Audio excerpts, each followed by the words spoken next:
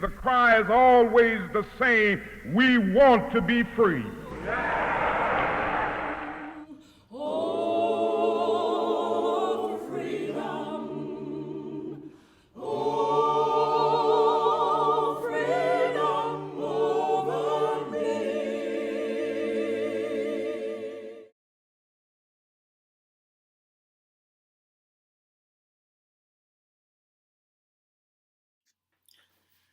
Letter from the Birmingham City Jail by Dr. Martin Luther King, Jr., April 1963.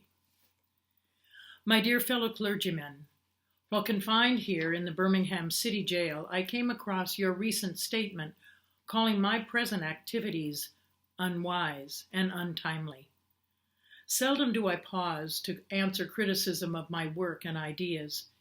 If I sought to answer all the criticisms that cross my desk, my secretaries would have little time for anything other than such correspondence, and I would have no time for constructive work. But since I feel that you are men of genuine goodwill, and that your criticisms are sincerely set forth, I want to try to answer your statement in what I hope will be patient and reasonable terms. I think I should indicate why I am here in Birmingham, since you have been influenced by the view which argues against outside agitators coming in. I have the honor of serving as president of the Southern Christian Leadership Conference, an organization operating in every southern state with headquarters in Atlanta, Georgia. We have some 85 affiliated organizations across the South, and one of them is the Alabama Christian Movement for Human Rights. Frequently, we share staff, educational and financial resources with our affiliates. Several months ago, the Southern Christian Leadership Conference affiliate here in Birmingham asked us to be on call to engage in a nonviolent direct action program, if such was deemed necessary.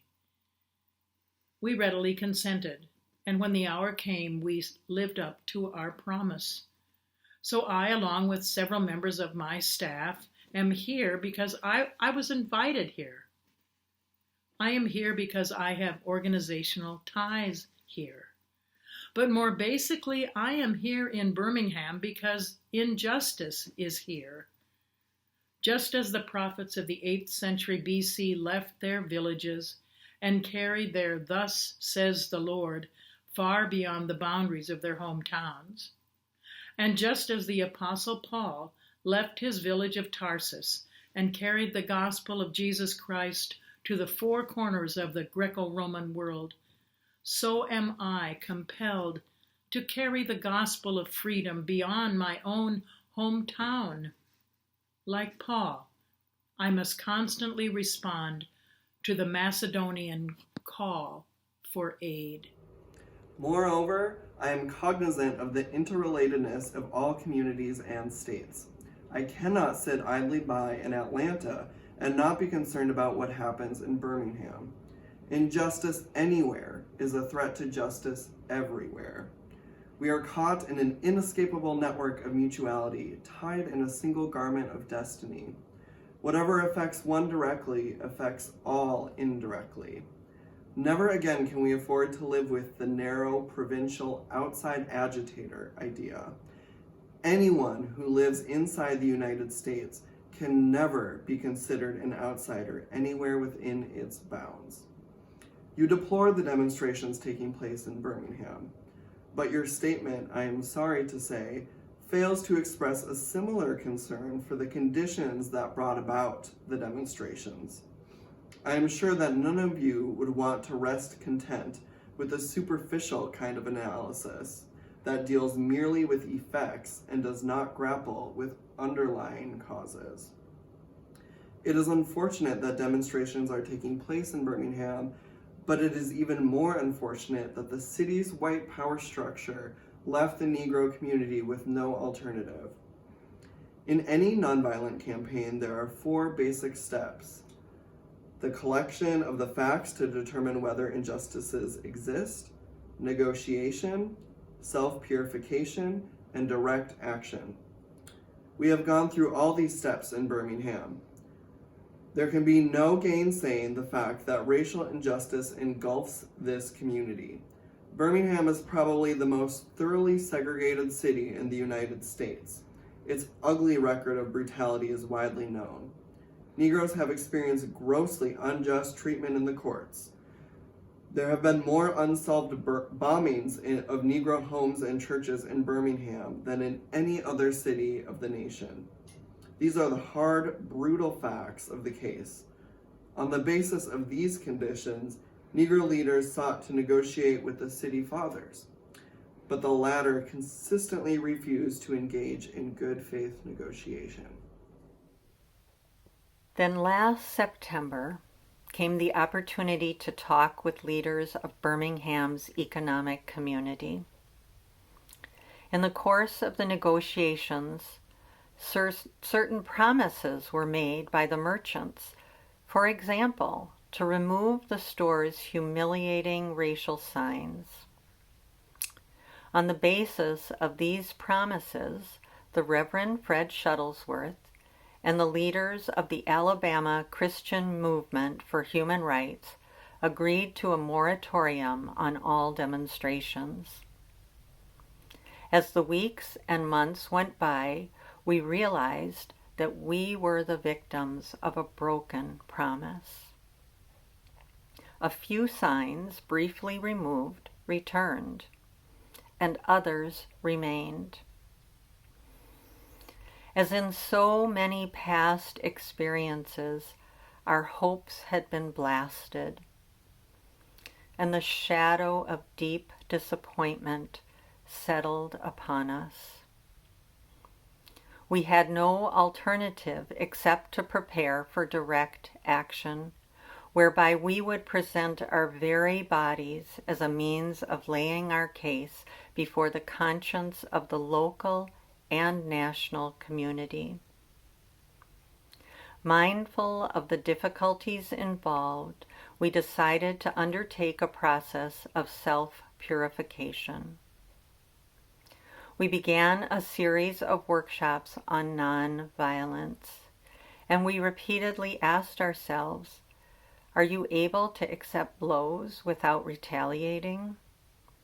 Are you able to endure the ordeal of jail? We decided to schedule our direct action program for the Easter season, realizing that except for Christmas, this is the main shopping period of the year. Knowing that a strong economic withdrawal program would be the byproduct of direct action, we felt that this would be the best time to bring pressure to bear on the merchants for the needed change. Then it occurred to us that Birmingham's mayoral election was coming up in March, and we speedily decided to postpone action until after Election Day, when we discovered that the Commissioner of Public Safety, Eugene Bull Connor, had piled up enough votes to be in the runoff. We decided again to postpone action until the day after the runoff so that the demonstrations could not be used to cloud the issues. Like many others, we waited to see Mr. Connor defeated, and to this end we endured postponement after postponement. Having aided in the community need, we felt that our direct action program could be delayed no longer. You may well ask, why direct action? Why sit-ins, marches, and so forth? Isn't negotiation a better path? You are quite right in calling for negotiation. Indeed, this is the very purpose of direct action. Nonviolent direct action seeks to create such a crisis and foster such a tension that a community which has constantly refused to negotiate is forced to confront the issue. It seeks so to dramatize the issue that it can no longer be ignored. My citing the creation of tension as part of the work of the nonviolent resistor may sound rather shocking, but I must confess that I am not afraid of the word tension. I have earnestly opposed violent tension, but there is a type of constructive, nonviolent tension which is necessary for growth. Just as Socrates felt that it was necessary to create a tension in the mind so that individuals could rise from the bondage of myths and half-truths to the unfettered realm of creative analysis and objective appraisal, so must we see the need for nonviolent gadflies to create the kind of tension in society that will help men rise from the dark depths of prejudice and racism to the majestic heights of understanding and brotherhood. The purpose of our direct action program is to create a situation so crisis-packed that it will inevitably open the door to negotiation. I therefore concur with you in your call for negotiation. Too long has our beloved Southland been bogged down in a tragic effort to live in monologue rather than dialogue. One of the basic points in your statement is that the action that I and my associates have taken in Birmingham is untimely. My friends, I say to you that we have not made a single gain in civil rights without determined legal and nonviolent pressure. Lamentably, it is an historical fact that privileged groups seldom give up their privileges voluntarily. Individuals may see the moral light and voluntarily give up their unjust posture, but as Reinhold Niebuhr has reminded us, groups tend to be more immoral than individuals. We know through painful experience that freedom is never voluntarily given by the oppressor. It must be demanded by the oppressed. Frankly, I have yet to engage in a direct action campaign that was well timed, in the view of those who have not suffered unduly from the disease of segregation. For years now, I have heard the word wait. It rings in the ear of every Negro with piercing familiarity. This wait has almost always meant never. We must come to see with one of our distinguished jurists that justice too long delayed is justice denied. We, Negroes, have waited for more than 340 years for our constitutional and God-given rights. The nations of Asia and Africa are moving with jet-like speed toward gaining political independence, but we still creep at horse and buggy pace toward gaining a cup of coffee at a lunch counter. Perhaps it is easy for those who have never felt the stinging darts of segregation to say, wait. But when you have seen vicious mobs lynch your mothers and fathers at will and drown your sisters and brothers at whim, when you have seen hate-filled policemen curse, kick, and even kill your black brothers and sisters, when you see the vast majority of your Negro brothers smothering in an airtight cage of poverty in the midst of an affluent society, when you suddenly find your tongue twisted and your speech stammering as you seek to explain to your 6-year-old daughter why she can't go to the public amusement park that has just been advertised on television, and see tears welling up in her eyes when she's told that Funtown is closed to colored children, and see ominous clouds of inferiority beginning to form in her little mental sky, and see her beginning to distort her personality by developing an unconscious bitterness toward white people. When you have to concoct an answer for a 5-year-old son who is asking, Daddy, why do white people treat colored people so mean? When you take a cross-country drive and find it necessary to sleep night after night in the uncomfortable corners of your automobile because no motel will accept you? When you are humiliated day in and day out by nagging signs reading white and colored? When your first name becomes the N-word, your middle name becomes boy, however old you are, and your last name becomes John, and your wife and mother are never given the respected title of Mrs.? When you are harried by day and haunted by night by the fact that you are a Negro, living constantly at tiptoe stance, never quite knowing what to expect next, and are plagued with inner fears and outer resentments? When you are forever fighting a degenerating sense of nobodiness, then you will understand why we find it difficult to wait.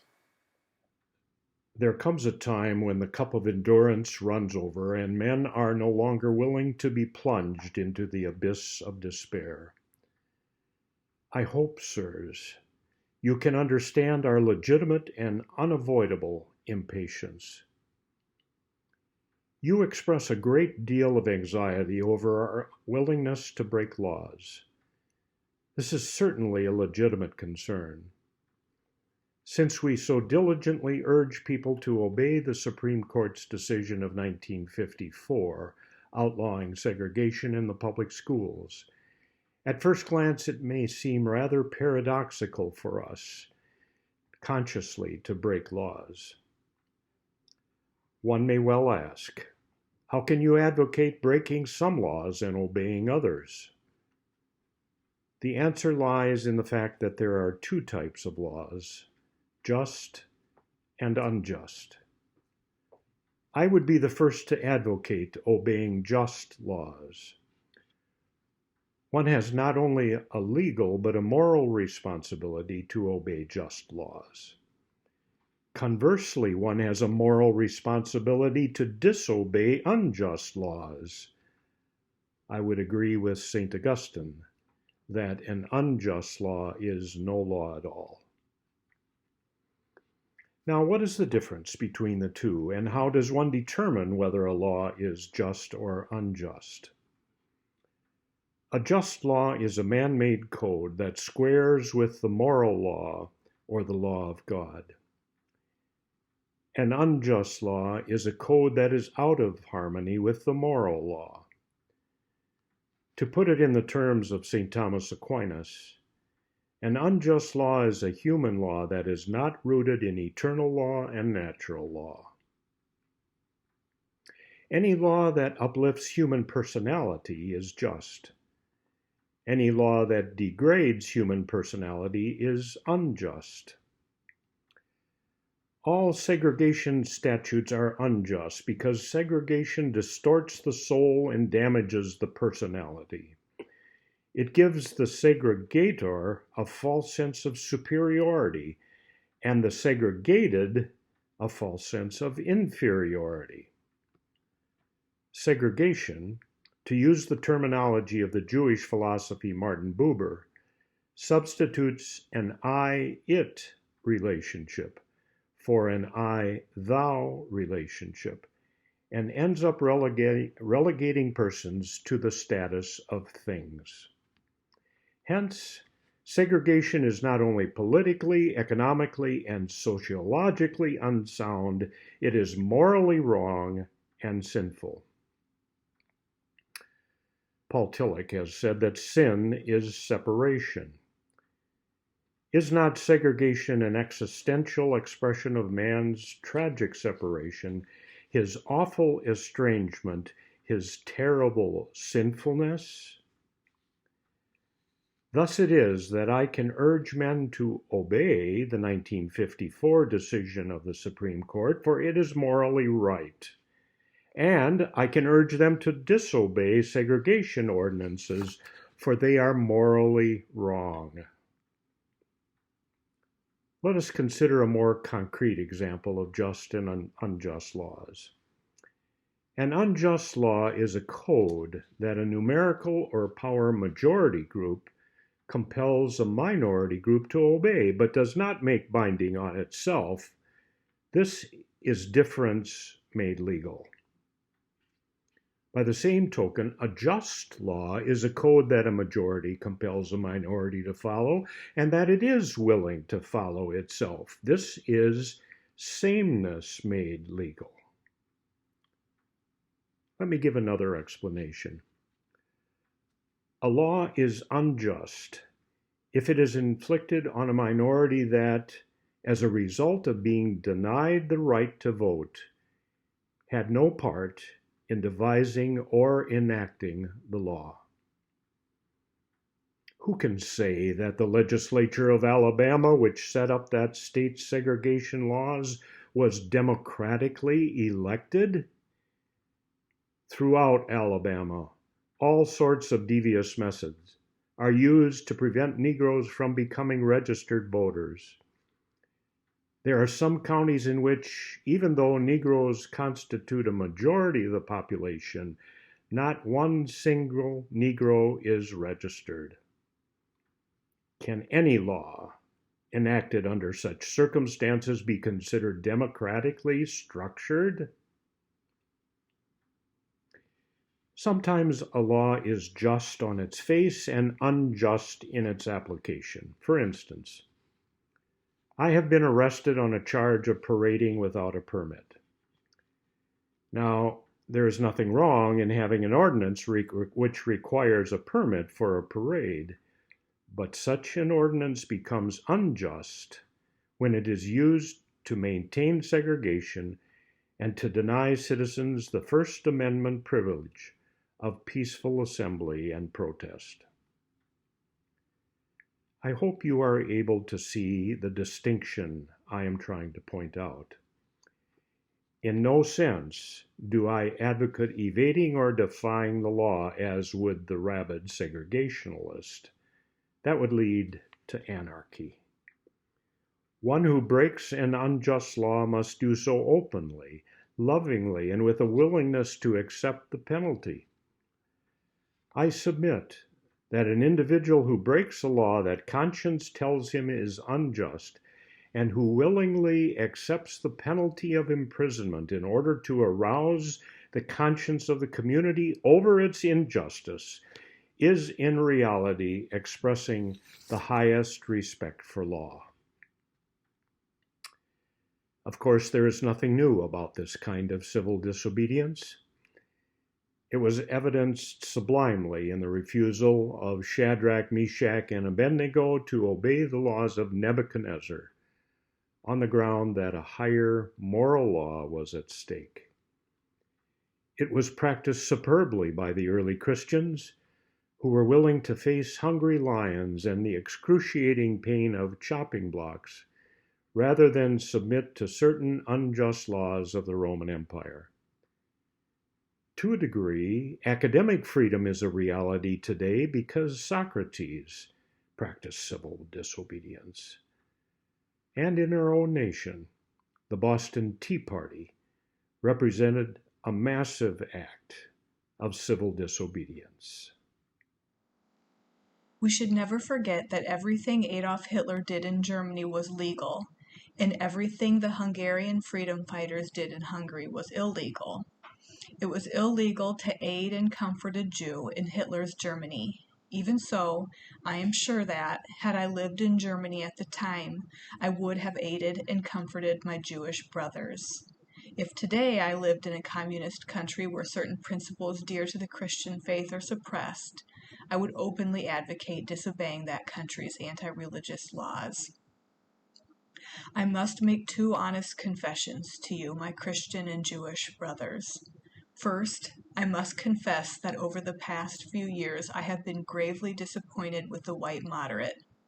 I have almost reached the regrettable conclusion that the Negro's great stumbling block in his stride toward freedom is not the white citizen's counselor or the Ku Klux Klanner, but the white moderate, who is more devoted to order than to justice, who prefers a negative peace, which is the absence of tension, to a positive peace, which is the presence of justice, who constantly says, I agree with you in the goal you seek, but I cannot agree with your methods of direct action, who paternalistically believes he can set the timetable for another man's freedom, who lives by a mythical concept of time, and who constantly advises the Negro to wait for a more convenient season.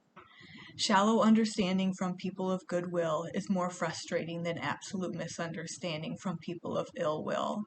Lukewarm acceptance is much more bewildering than outright rejection.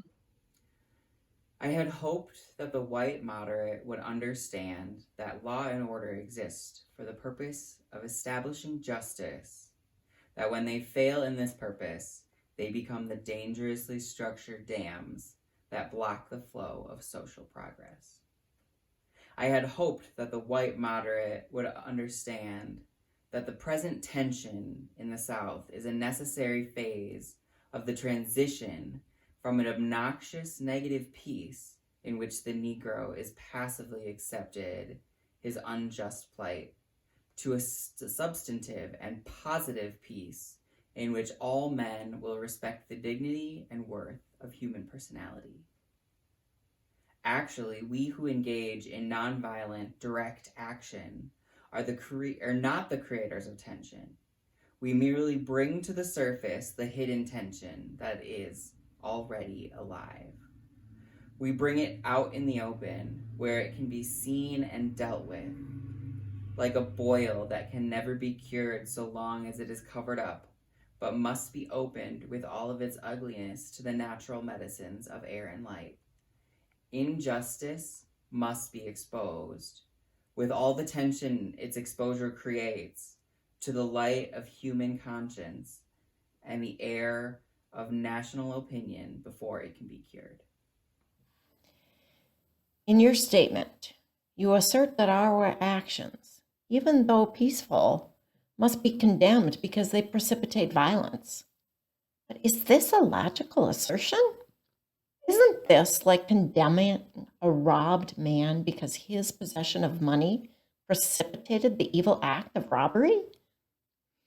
Isn't this like condemning Socrates because his unswerving commitment to truth and his philosophical inquiries precipitated the act by the misguided populace in which they made him drink hemlock? Isn't this like condemning Jesus because his unique consciousness and never ceasing devotion to God's will precipitated the evil act of crucifixion? We must come to see that, as the federal courts have consistently affirmed, it is wrong to urge an individual to cease his efforts to gain his basic constitutional rights because the quest may precipitate violence. Society must protect the robbed and punish the robber. I had also hoped that the white moderate would reject the myth concerning time in relation to the struggle for freedom. I've just received a letter from a white brother in Texas. He writes, all Christians know that the colored people will receive equal rights eventually, but it is possible that you are in too great a religious hurry. It has taken Christianity almost 2,000 years to accomplish what it has. The teachings of Christ take time to come to earth.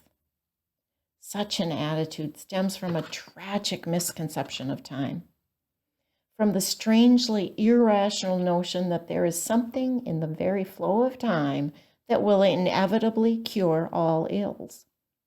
Actually, time itself is neutral. It can be used either destructively or constructively. More and more, I feel that the people of ill will have used time much more effectively than have the people of good will.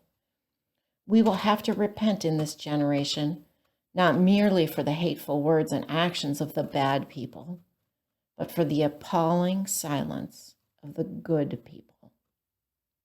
Human progress never rolls in on wheels of inevitability.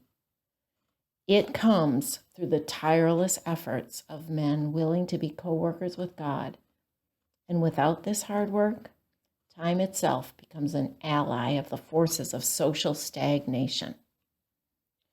We must use time creatively in the knowledge that the time is always ripe to do right. Now is the time to make real the promise of democracy and transform our pending national elegy into a creative psalm of brotherhood. Now is the time to lift our national policy from the quicksand of racial injustice to the solid rock of human dignity. You speak of our activity in Birmingham as extreme. At first, I was rather disappointed that fellow clergymen would see my nonviolent efforts as those of an extremist. I began thinking about the fact that I stand in the middle of two opposing forces in the Negro community. One is a force of complacency, made up in part of Negroes who, as a result of long years of oppression, are so drained of self-respect and a sense of somebodyness that they have adjusted to segregation, and in part of a few middle-class Negroes who, because of a degree of academic and economic security, and because in some ways they profit by segregation, have become insensitive to the problems of the masses. The other force is one of bitterness and hatred, and it comes perilously close to advocating violence. It is expressed in the various black nationalist groups that are springing up across the nation, and the largest and best known being Elijah Muhammad's Muslim movement. Nourished by the Negro's frustration over the continued existence of racial discrimination, this movement is made up of people who have lost the faith in America, who have absolutely repudiated Christianity, and who have concluded that the white man is an incorrigible devil. I've tried to stand between these two forces, saying that we need emulate neither the do-nothingism of the complacent nor the hatred and despair of the black nationalist. For there is a more excellent way of love and nonviolent protest. I am grateful to God that through the influence of the Negro Church, the way of nonviolence became an integral part of our struggle. If this philosophy had not emerged, by now, the many streets of the South would, I am convinced, be flowing with blood. And I'm further convinced that if our white brothers dismiss this as rabble-rousers and outside agitators, those of us who employ nonviolent direct action, and if they refuse to support our nonviolent efforts, millions of Negroes will, out of frustration and despair, seek solace and security in black nationalist ideologies, a development that would inevitably lead to a frightening racial nightmare. Oppressed people cannot remain oppressed forever. The yearning for freedom eventually manifests itself, and that is what has happened to the American Negro. Something within has reminded him of his birthright of freedom, and something without has reminded him that it can be gained. Consciously or unconsciously, he has been caught up by the zeitgeist, and with his black brothers of Africa and his brown and yellow brothers of Asia, South America, and the Caribbean, the United States Negro is moving with a sense of great urgency toward the promised land of racial justice. If one recognizes this vital urge that has engulfed the Negro community, one should readily understand why public demonstrations are taking place. The Negro has many pent-up frustrations, resentments, and he must release them. So let him march. Let him make prayer pilgrimages to the city hall. Let him go on freedom rides and try to understand why he must do so. If his repressed emotions are not released in nonviolent ways, they will seek expression through violence. This is not a threat, but a fact of history. So I have not said to my people, get rid of your discontent. Rather, I have tried to say that this is normal and healthy discontent that can be channeled into the creative outlet of nonviolent direct action. And now this approach is being termed extremist. But though I was initially disappointed at being categorized as an extremist, as I continued to think about the matter, I gradually gained a measure of satisfaction from the label. Was not Jesus an extremist for love? Love your enemies, bless them that curse you, do good to them that hate you, and pray for them which despitefully use you and persecute you. Was not Amos an extremist for justice? Let justice roll down like waters and righteousness like an ever-flowing stream. Was not Paul an extremist for the Christian gospel? I bear in my body the marks of the Lord Jesus.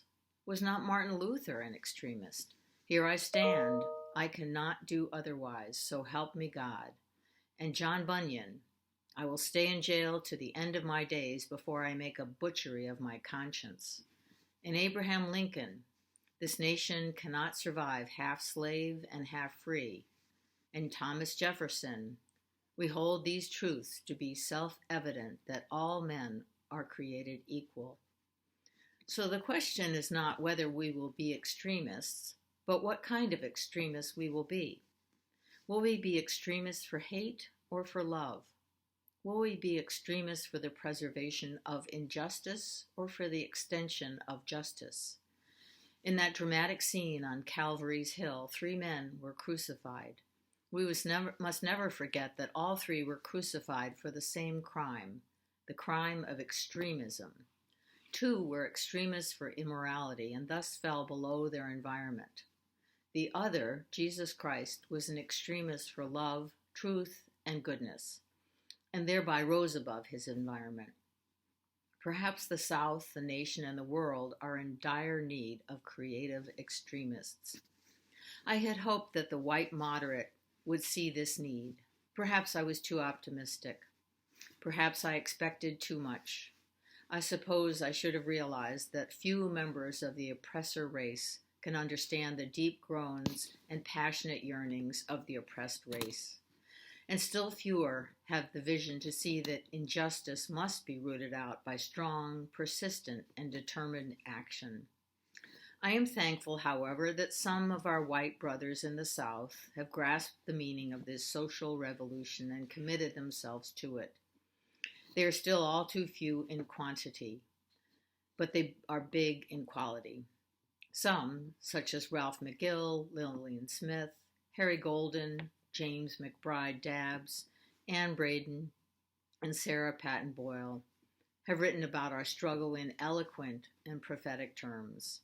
Others have marched with us down nameless streets of the South. They have languished in filthy, roach-infested jails, suffered the abuse and brutality of policemen who view them as dirty N-word lovers. Unlike so many of their moderate brothers and sisters, they have recognized the urgency of the moment and sensed the need for powerful action antidotes to combat the disease of segregation. Let me take note of my other major disappointment. I have been so greatly disappointed with the white church and its leadership.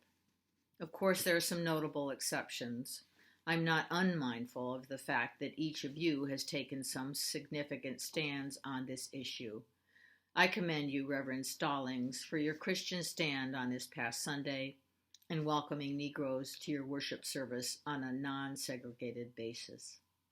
I commend the Catholic leaders of this state for integrating Spring Hill College several years ago.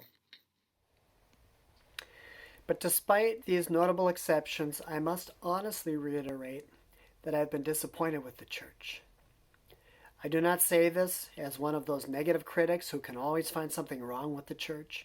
I say this as a minister of the gospel who loves the church, who was nurtured in its bosom, who has been sustained by its spiritual blessings, and who will remain true to it as long as the cord of life shall lengthen. When I was suddenly catapulted into the leadership of the bus protest in Montgomery, Alabama a few years ago, I felt we would be supported by the white church. I felt that the white ministers, priests, and rabbis of the South would be among our strongest allies. Instead, some have been outright opponents, refusing to understand the freedom movement and misrepresenting its leaders. All too many others have been more cautious than courageous and have remained silent behind the anesthetizing security of stained glass windows. In spite of my shattered dreams, I came to Birmingham with the hope that the white religious leadership of this community would see the justice of our cause and, with deep moral concern, would serve as the channel through which our just grievances could reach the power structure. I had hoped that each of you would understand, but again I have been disappointed. I've heard numerous Southern religious leaders admonishing their worshipers to comply with the desegregation decision because it is the law. But I have longed to hear white ministers declare, "Follow this decree because integration is morally right and because the Negro is your brother." In the midst of blatant injustices inflicted upon the Negro, I have watched white churchmen stand on the sideline and mouth pious irrelevancies and sanctimonious trivialities. In the midst of a mighty struggle to rid our nation of racial and economic injustice, I have heard many ministers say those are social issues with which the gospel has no real concern. And I have watched many churches commit themselves to a completely otherworldly religion which makes a strange, unbiblical distinction between body and soul, between the sacred and the secular. I have traveled the length and breadth of Alabama, Mississippi, and all the other southern states. On sweltering summer days and crisp autumn mornings, I have looked at the South's beautiful churches with their lofty spires pointing heavenward. I have beheld the impressive outlines of her massive religious education buildings. Over and over, I have found myself asking, what kind of people worship here? Who is their God? Where were their voices of support when bruised and weary Negro men and women decided to rise from the dark dungeons of complacency to the bright hills of creative protest? Yes, these questions are still in my mind. In deep disappointment, I have wept over the laxity of the church. But be assured that my tears have been tears of love. There can be no deep disappointment where there is not deep love. Yes, I love the church. How can I do otherwise? I am in a rather unique position of being the son, the grandson, and the great-grandson of preachers. Yes, I see the church as the body of Christ, but oh, how we have blemished and scarred that body through social neglect and through fear of being nonconformists. There was a time when the church was very powerful. In the time when the early Christians rejoiced at being deemed worthy to suffer for what they believed.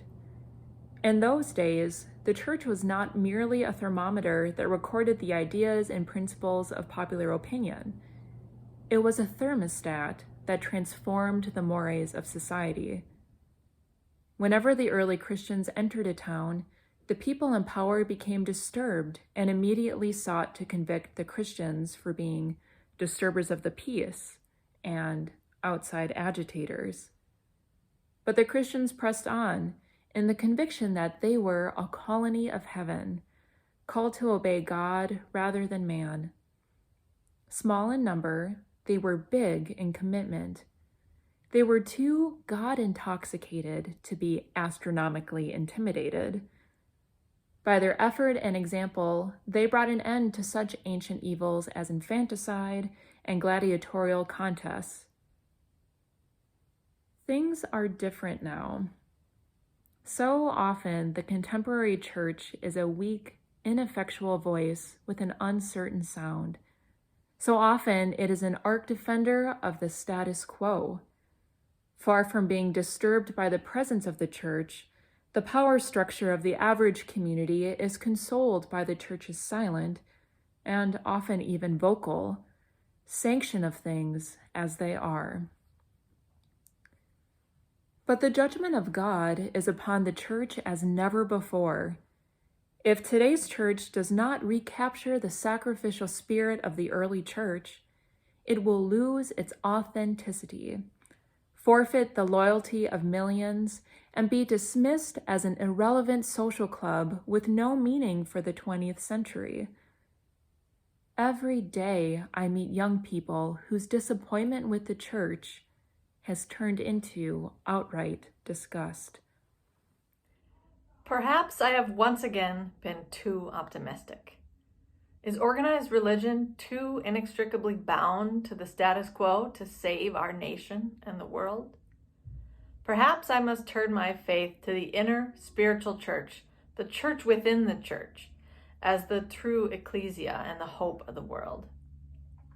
But again, I am thankful to God that some noble souls from the ranks of organized religion have broken loose from the paralyzing chains of conformity and joined us as active partners in the struggle for freedom. They have left their secure congregations and walked the streets of Albany, Georgia with us. They have gone down the highways of the South on torturous rides for freedom. Yes, they have gone to jail with us.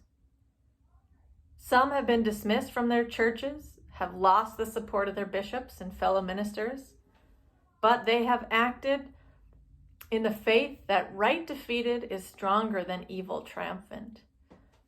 Their witness has been the spiritual salt that has preserved the true meaning of the gospel in these troubled times. They have carved a tunnel of hope through the dark mountain of disappointment. I hope the church as a whole will meet the challenge of this decisive hour. But even if the church does not come to the aid of justice, I have no despair about the future. I have no fear about the outcome of our struggle in Birmingham, even if our motives are at present misunderstood. We will reach the goal of freedom in Birmingham and all over the nation, because the goal of America is freedom. Abused and scorned though we may be, our destiny is tied up with America's destiny. Before the Pilgrims landed at Plymouth, we were here. Before the pen of Jefferson etched the majestic words of the Declaration of Independence across the pages of history, we were here. For more than 2 centuries, our forebears labored in this country without wages. They made cotton king.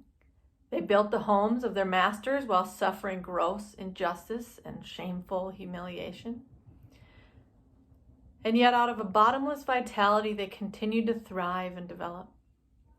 If the inexpressible cruelties of slavery could not stop us, the opposition we now face will surely fail.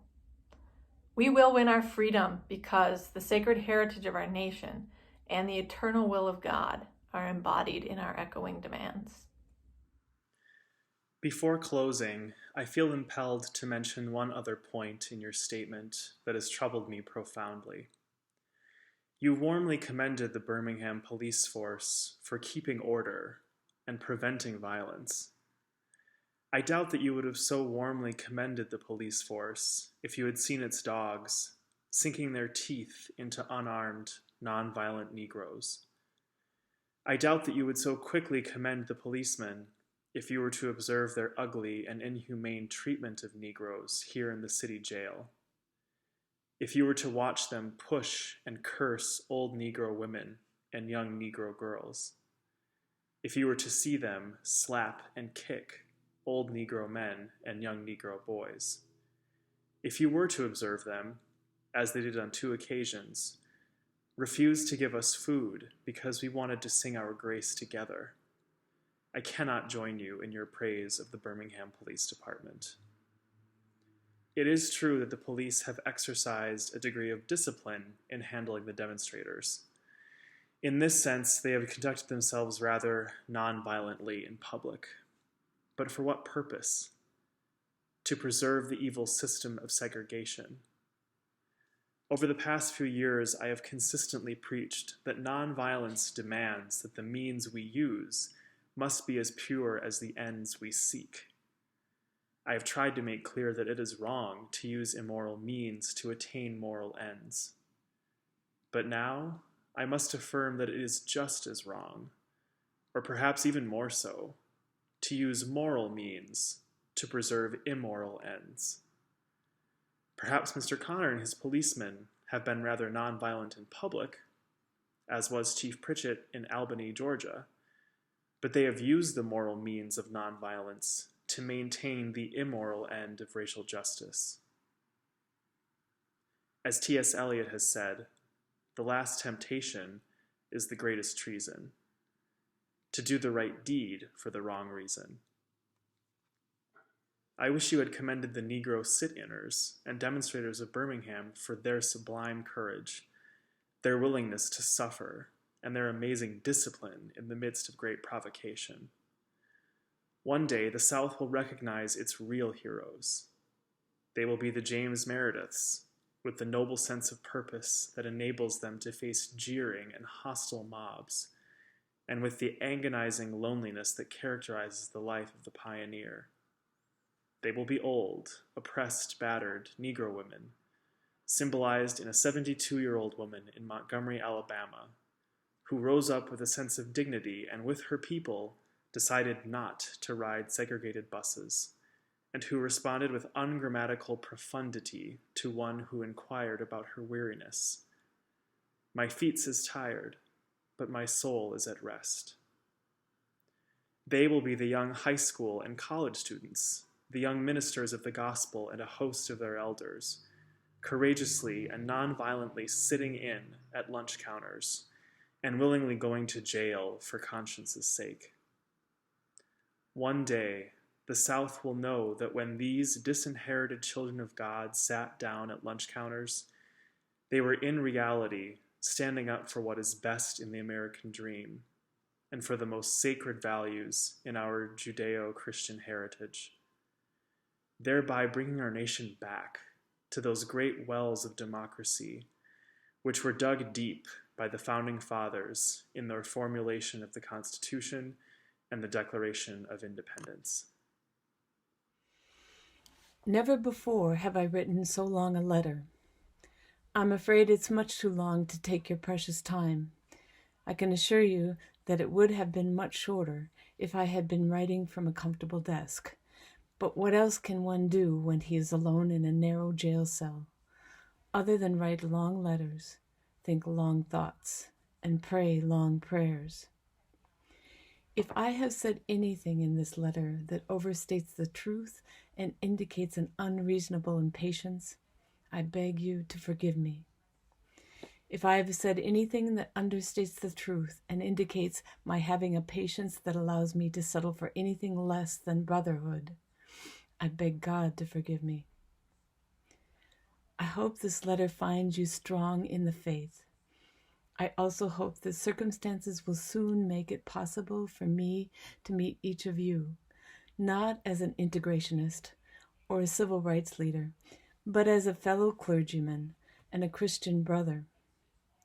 Let us all hope that the dark clouds of racial prejudice will soon pass away, and the deep fog of misunderstanding will be lifted from our fear-drenched communities. And in some not too distant tomorrow, the radiant stars of love and brotherhood will shine over our great nation with all their scintillating beauty. Yours, for the cause of peace and brotherhood, Martin Luther King, Jr.